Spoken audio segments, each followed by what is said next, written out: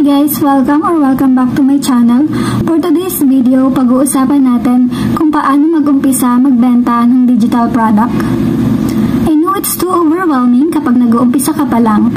Kaya sa video na ito, ituturo ko ang step by step kung paano ako nag-umpisa magbenta ng digital products. Pero bago yan, ay alamin muna natin kung ano nga ba ang digital products. Ang digital products ay mga uri ng produkto na ibinebenta sa customer sa pamamagitan ng digital na paraan. Meaning, walang physical na item na kailangang ipadala. Dahil purely digital ito, maaaring i-download o ma-access ng customer ang product online pagkatapos niyang bumili. Narito ang mga ilang halimbawa ng digital products. Number 1, planners at templates. Number 2, e-books at guidebooks. Number 3, printable materials. Number 4, music at audio files. Number 5, stock photos at graphics. Number 6, software at apps. Number 7, courses at tutorials. Bakit magandang magbenta ng digital products? Number 1, low overhead cost. Isang beses ka lang gagawa ng produkto pero pwede mo ibenta ng paulit-ulit. Number 2, passive income potential. Kapag na-upload na ito sa mga platforms tulad ng Rocket.ph, Etsy, Shopify o Gumroad, maaari itong kumita kahit hindi ka aktibong nagtatrabaho. Number 3, global reach. Kahit sino saan man sa mundo ay pwedeng bumili ng iyong produkto. Number 4, scalable. Pwede kang magbenta ng isang produkto sa libo-libo o milyong-milyong tao nang hindi nag-aalala sa production. Ngayon alam nyo na ang digital products at may idea na kayo kung anong digital products ang maaari nyo ibenta. Pag-usapan naman natin kung saan nyo ito pwedeng gawin o saan kayo mag-create ng digital products.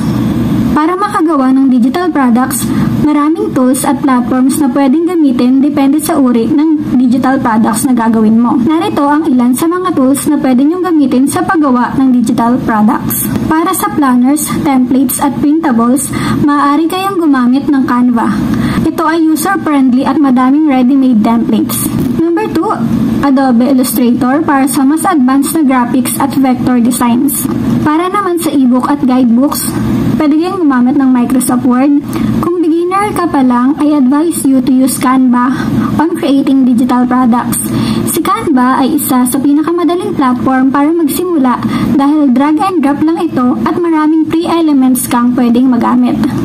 Pag-uusapan naman natin ngayon kung saan mo ibebenta ang digital products na ginawa mo. At dito na papasok si Rocket.ph, Etsy, Shopify at Gumroad. Si Rocket.ph ay isang freelance marketplace sa Pilipinas kung saan pwede magbenta ng mga serbisyo at digital products. Ang Rocket.ph ay isang platform na parang local version ng Fiverr o Upwork kung saan pwedeng benta ng digital products, mag-alok ng freelance services at maghanap ng client na interesado sa iyong produkto o serbisyo.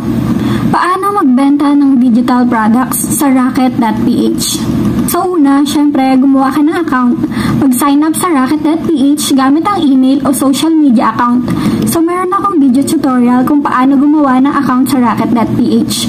Lalagay ko na lang yung link sa description below at ipipin ko rin sa comment section para mapanood nyo at para mag-guide kayo sa paggawa ng account nyo sa Rocket.ph.